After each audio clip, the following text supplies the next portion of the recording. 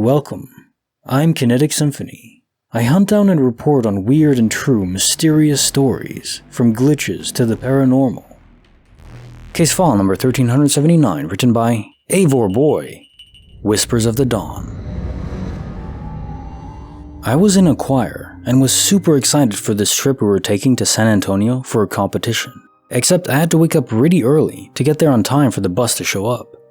I told myself I was going to set an alarm for 5 a.m. to make sure I got there in time. But when I went to bed that night, I forgot to set the alarm. I had a weird dream that night. I don't remember exactly what happened, but I remember a lot of whispering and feeling something in the dream getting really close to my face, like a wispy, smoky figure of some kind. The whispering kept getting louder and louder until eventually I woke up super tense.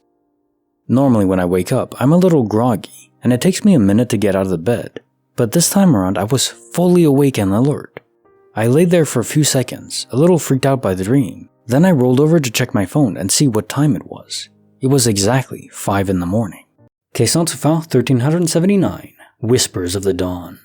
I think this could be your own subconscious feedback looping. Your own brain trying to wake you up at exactly when it knew you had to be woken up.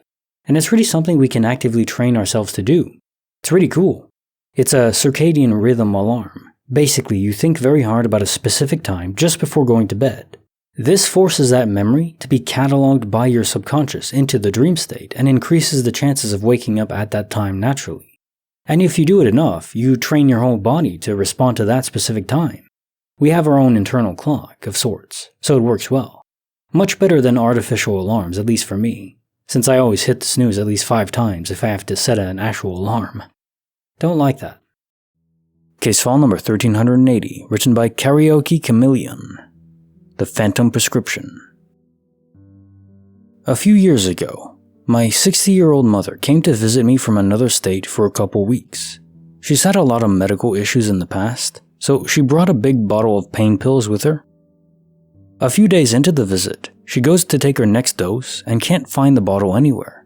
She always put it in the same spot on the coffee table every time she visited.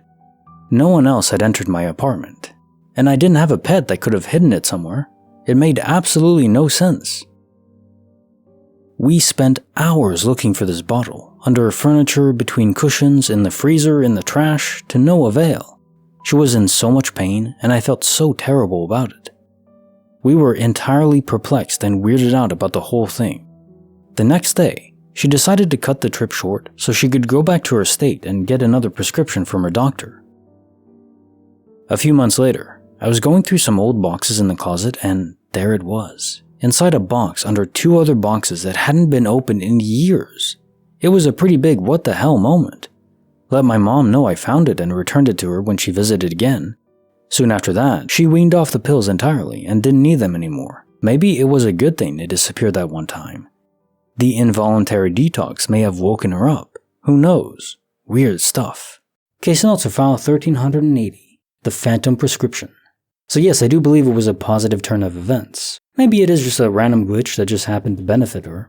I'm not much for pharmaceuticals personally. I think a natural approach is generally the best, barring extreme cases like chemotherapy to treat cancer, or medication to deal with your body's lowered immune state if you're in surgery or something like that, yeah. Also, addiction is one of the other beasts that is never really spoken about in the hospital, like receiving morphine. No thanks, yes, it works at suppressing pain, but then I'd be afraid of being addicted. I really am lucky though, I've never needed to go to the hospital before. Not for myself anyways. Cherish your good health if you have it. Bonus file written by FoxFourTwo. Father unleashes spirit magic on skeptical teen. The time my father used spirit magic to answer questions I had written down and kept on me without his knowledge. This happened when I was a late teen. My father had been writing down musings during the evening, and they were very metaphysical in nature. Explanations of after death, the other side, that sort of thing. I was skeptical about all this type of stuff, so I came clean to my mother about it. To this day, she's still very devout in this belief that Dad is a medium. She challenged me to go into my room and write down questions. Dad was out working a job at the time. I did as she asked. I locked myself away in my bedroom, hand-wrote a bunch of questions I had about the other side and such, and folded them up and kept them in my back pocket of my jeans the rest of the day. Not much has changed with me in the fact that I mostly just exist at my computer. So I was at my computer until Dad got home. Later that night, he comes into my room unannounced and says, "Mom said for me to give this to you." On it was written every question I wrote, the same wording I used, with the answers. I still don't really fully believe he was a medium, but I sure as hell questioned it consistently after that night. How could he know? Question sur file 1381. Father unleashes spirit magic on skeptical teen. Very interesting story. So how could he know? How could your dad have known? The only thing I can possibly think of is he has cameras in your room that somehow have resolution to zoom in on what you wrote down, but that seems quite far-fetched and rather dark too. Of course, that he has this incredible ability to read minds is just as difficult to accept, especially because it sounds like he has proper control over it. Most stories I read where people have this kind of gift can't control it. It just happens to them. This is another level entirely. Truly X-Men level stuff. Wow. Bonus file written by Eddie Brock. Luminous Orbs of the Seaside Woods. Nearly 20 years ago, my best friend and I were camping with my family, a place we had both basically grown up at, so we knew the location quite well. Anyhow, being the delinquents we both left the campsite around midnight to 1 a.m. to smoke a joint. We walked around 5 minutes to a park that was on the ocean with a dense forest jutting up against it. We are on the beach when we finish smoking, and are enjoying the stars for a few minutes when we both notice something about 150 feet up the beach along the forest trail. I still have a hard time describing what we saw. Approximately 6 orbs of light appear on the trail, which runs parallel to the beach. They form in a horizontal line and start moving towards us. These lights are orbs, and unlike a flashlight, they do not project any light. No beams like a flashlight, no area like a candle. None of the trees nearby lit up. They were more like white light rather than the orange of a candle. Upon them moving towards us, we are both filled with an immediate sense of dread and decide we're not sticking around. We hightail it out of there. My friend glanced over while we were running perpendicular to the location, and he insists he saw them form a circle and hover down to the ground.